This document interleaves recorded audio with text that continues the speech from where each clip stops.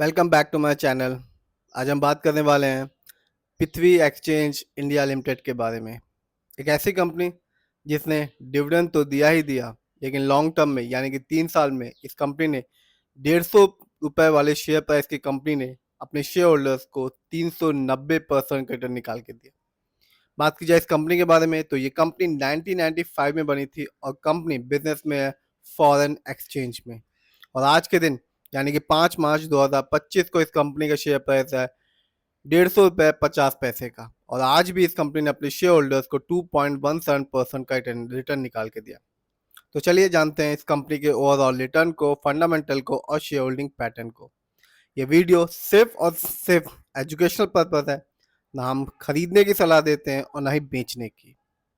तो आप देख सकते हैं एक साल में यानी कि 2024 में जब मार्केट डाउन था, इस कंपनी के शेयर में भी गिरावट रही जो कि थी 25.94% की।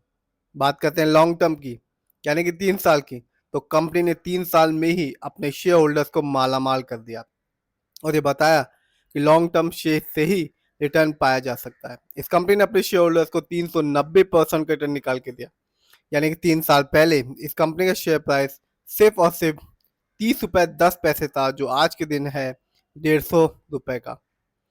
बात करते हैं 5 साल की, तो कंपनी ने अपने शेयर होल्डर्स को रिटर्न देना जारी रखा और 5 साल में ही अपने रिटर्न को बना लिया 457% का रिटर्न।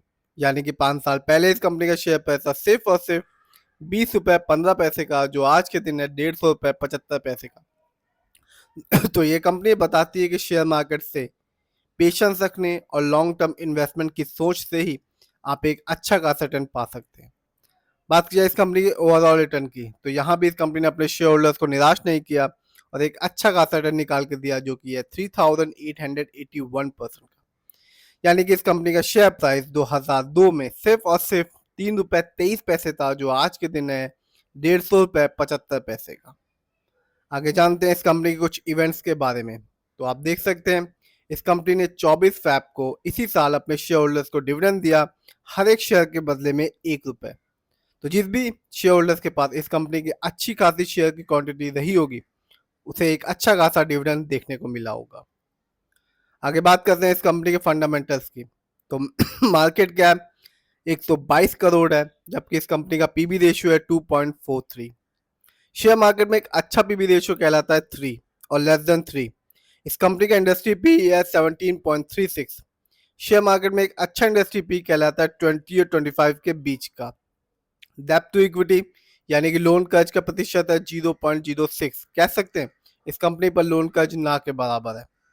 बात की जाए इस कंपनी का आरओई की यानी कि रिटर्न ऑन इक्विटी, तो कंपनी का आरओई है 29.62%। शेयर मार्केट में एक अच्छा आरओई कहलाता है 15 और 20% के बीच का। इस कंपनी का बुक वैल्यू है 60.66 और कंपनी का फेस वैल्यू है 10। जानते हैं इस कंपनी के फाइनेंशियल परफॉर्मेंस को।